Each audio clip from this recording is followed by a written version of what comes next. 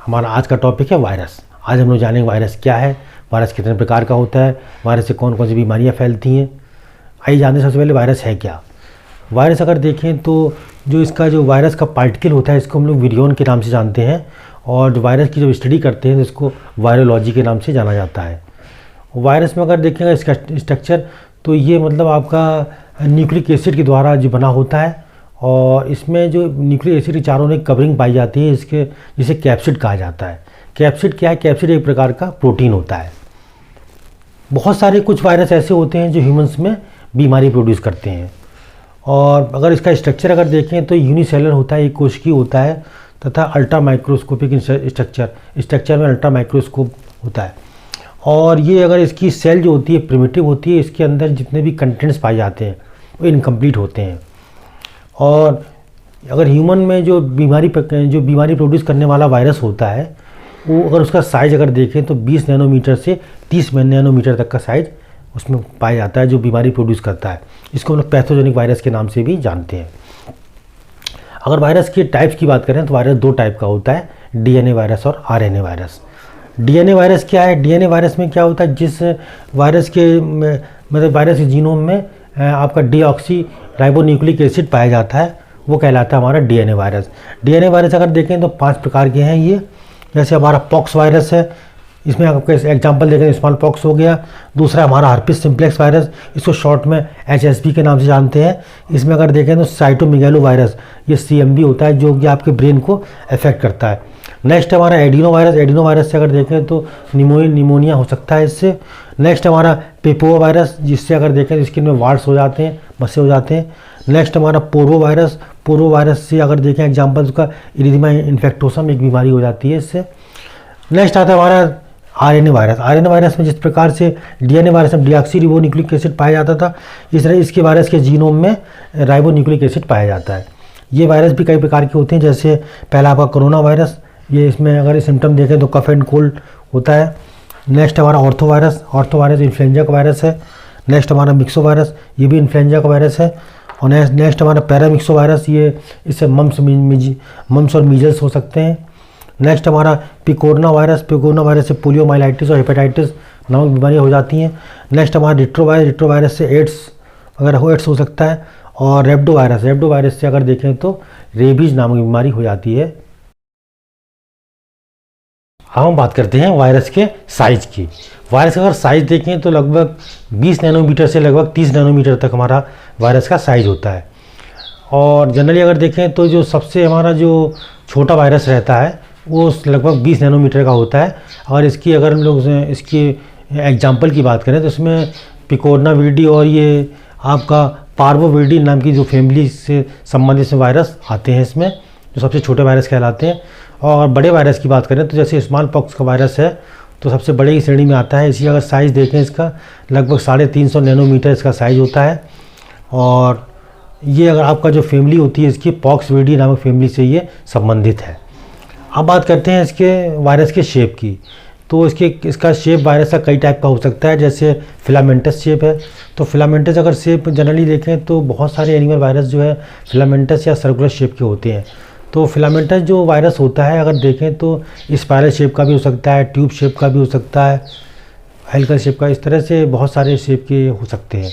अब इसमें एग्जांपल अगर देख लें तो टोबैको मुजेक वायरस, टीएमवी वायरस जो है आपका, ये आपका इसमें फिलामेंटस में आता है। इसका आप देखें कैप्सिड दिखाई दे रहा है, ये आपका प्रोटीन की लेयर दिखाई दे रही है। अब अगर हम देखते हैं हेलिकल वायरस अगर देखें तो इसमें जो एनिमल वायरस में क्या होता है, जो हेलिक्स होती है वो सर्कुलर फॉर्म में होती है। इसका अगर एग्जाम्पल देखें तो इसका एग्जाम्पल क्या है, इन्फ्लुएंजा वायरस अगर हम देखें तो बिल्कुल ये सर्कुलर फॉर्म में है। इसमें आप देखें बीच में सिंगल स्ट्रैंड आरएनए बना हुआ है, बीच में ये इसके चारों तरफ ये लिपोप्रोटीन की मेम्ब्रेन बनी हुई है। इसमें अगर चारों तरफ इसके देखें तो ये कवरिंग है, ये हीम एग्लूटिन प्रोटीन की, इसमें जो चारों तरफ लाल रंग से कवरिंग दिखाई दे रही है। इसके बाद जो है आप देखें तो ये कोर प्रोटीन की लेयर हरे रंग से दिखाई दे रही है आपको। इसके चारों तरफ जो कोर प्रोटीन के चारों ओर जो है एक एंजाइम पाया जा रहा है, इसको बोलते हैं न्यूरा एमिनटेज एंजाइम।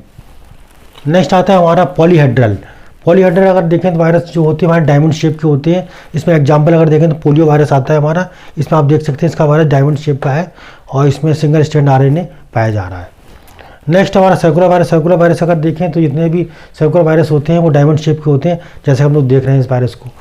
और स्मॉल पॉक्स का वायरस जो होता है ये स्पेशल टाइप का होता है, ब्रिक शेप का, ईंट के आकार का होता है। अब हम बात करते हैं बैक्टीरियोफेज की। बैक्टीरियोफेज क्या है? बैक्टीरियोफेज अगर देखें तो ये बैक्टीरियोफेज एक ऐसा वायरस होता है जो बैक्टीरिया को इन्फेक्ट करता है। बैक्टीरियोफेज का अगर देखें लैटिन वर्ड में इसका मतलब होता है बैक्टीरिया ईटर, मतलब बैक्टीरिया को खाने वाला। बैक्टीरियोफेज का जनरली अगर देखें तो यूज़ कहाँ पर होता है? हमारे लेबोरेटरी रिसर्च में, मतलब हमारी जितनी प्रयोगशालाएँ हैं उसमें अब जो रिसर्च वर्क होता है उसमें इसका ज़्यादा यूज़ करते हैं। और इसमें अगर देखें तो अगर हम रिसर्च में क्या पाया गया है कि जितने भी आपके बैक्टीरियोफेज हैं लगभग बैक्टीरिया की सभी स्पीसीज़ को प्रभावित करते हैं, मतलब जो है इन्फेक्ट संक्रमित करते हैं। और देखें तो बैक्टीरिया फेज अगर इसका जो इम्पोर्टेंस आपका इंडस्ट्री में भी, हमारे उद्योग में भी है, हमारे मेडिसिन वाले उद्योग में भी इसका काफ़ी यूज मिलता है। बैक्टीरियोफेज अगर देखें तो इसका मेन काम क्या होता है? ये लैक्टिक एसिड को डिस्ट्रॉय कर देता है। और जनरली लैक्टिक एसिड देखें तो ये क्या करता है? ये मिल्क प्रोडक्ट के प्रोडक्शन में हेल्पफुल है, जैसे आपका पनीर है, आपका दही है, इन सब में होता है। आइए आप जानते हैं बैक्टीरियोफेज की अगर स्ट्रक्चर की बात करें। बैक्टीरियोफेज जनरली अगर देखें तो इसके 3 पार्ट होते हैं, हेड, नेक और टेल। ये आप देखें तो ये हेड वाले पार्ट को अगर देखें तो आपको देखें इसमें जो आउटर कवरिंग है इसको कहा जा रहा है कैप्सिड। इसके बीच में अगर देखें तो ये हॉलो कोर बनी हुई है, बीच में इसके न्यूक्लिक एसिड भरा हुआ है और इसमें एक डबल स्टैंडर्ड डीएनए भी पाया जा रहा है। और फिर आते हैं इसके नीचे नेक वाले पार्ट में, यहाँ पर देखिए कॉलर नेक बनी हुई है, नेक के नीचे देखें तो शीट बनी हुई है। शीट आपके चारों तरफ से ये टेल फाइबर से कवर है, इसके द्वारा ये मूवमेंट करता है। और नीचे अगर आप देखें तो ये फुट प्लेट बनी हुई है, जिससे ये आपका ये वायरस जो उससे बैक्टीरिया से अटैच हो जाता है। आइए अब जानते हैं वायरस के कुछ नॉन लिविंग कैरेक्टर्स और लिविंग कैरेक्टर्स के बारे में। एक्चुअली होता क्या है कि वायरस को हम लोगों ने एक सजीव और निर्जीव के बीच की कड़ी माना है, क्योंकि इसमें आपके सजीव लक्षण भी पाए जाते हैं और निर्जीव लक्षण भी पाए जाते हैं। आइए बात करते हैं इसमें कौन कौन से सजीव लक्षण और निर्जीव लक्षण पाए जाते हैं। सबसे पहले बात करते हैं नॉन लिविंग कैरेक्टर्स की। आइए जानते हैं सबसे पहला कैरेक्टर है, देखिए virus are made up of nucleic acid and protein. जैसा कि हम लोग जानते हैं कि जनरली अगर लिविंग सेल अगर देखें तो उसमें न्यूक्लियस का होना कंपलसरी होता है, बट यहाँ पर न्यूक्लिक एसिड और प्रोटीन ही इसमें पाया जाता है। दूसरा अगर देखें तो जितने भी हमारी लिविंग सेल्स होती हैं उनमें डीएनए आरएनए दोनों चीज़ें पाई जाती हैं, बट वायरस की अगर बात करें तो वायरस में केवल या तो डीएनए पाया जाएगा या फिर आरएनए पाया जाएगा। नेक्स्ट हमारा virus is not like a cell because cytoplasm, cell membrane, other और सेल ऑर्गन्स आर एब्सेंट। देखिए जैसा कि हम लोग जानते हैं जो लिविंग सेल्स होती हैं, जो हमारी जीवित कोशिकाएं होती हैं, उनमें साइटोप्लाज्म है, आपका न्यूक्लियस है और आपका सेल मेम्ब्रेन है और बहुत सारी ऐसे आपके अदर ऑर्गेनल्स हैं, जैसे आपके माइटोकॉन्ड्रिया है, गोल्जी बॉडी है ना। ये सारी चीज़ें आपकी लिविंग सेल पाई जाती हैं, बट यहाँ पर वायरस की बात करें ये सब चीज़ें सारी एब्सेंट होती हैं, इसीलिए इसको नॉन लिविंग सेल कहा जाता है। नेक्स्ट है हमारा no any chemical reaction virus. आपके वायरस में किसी प्रकार की कोई भी केमिकल रिएक्शंस नहीं होती हैं, क्योंकि इसमें मेटाबॉलिक एंजाइम्स नहीं पाए जाते हैं। नेक्स्ट हमारा out of the cell reproduction and replication is not present in virus.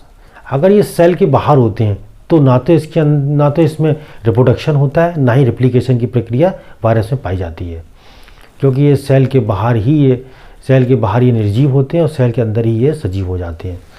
Next हमारा virus are collected in the form of crystals. Virus को हम लोग क्रिस्टल के फॉर्म में कलेक्ट कर सकते हैं, इकट्ठा कर सकते हैं उसको, जबकि सेल को क्रिस्टल के फॉर्म में कलेक्ट नहीं किया जा सकता। नेक्स्ट हमारा virus are not active out of the cell. जैसे मैंने आपको बताया जो वायरस होता है सेल के बाहर एक्टिव नहीं होता, वो डेड होता है बिल्कुल, इसीलिए इसमें ये इसका इम्पॉर्टेंट कैरेक्टरिस्टिक है। Growth is absent in virus. आपके वायरस में किसी प्रकार की कोई ग्रोथ नहीं पाई जाती। अब आते हैं इसके लिविंग कैरेक्टर्स में। जीवित कैरेक्टर कौन कौन से हैं, सबसे पहले जानते हैं। जिस तरह से लिविंग सेल का एक स्ट्रक्चर, एक शेप होता है, उसी आधार पर वायरस का भी एक स्ट्रक्चर और शेप निश्चित है आपका। दूसरा हमारा replication of in virus same as living cell.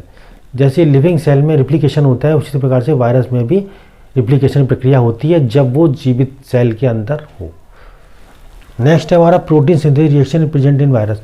Protein synthesis की जो रिएक्शंस होती हैं वायरस में पाई जाती हैं। नेक्स्ट है वायरस आर ऑब्लिगेटरी पैरासाइट।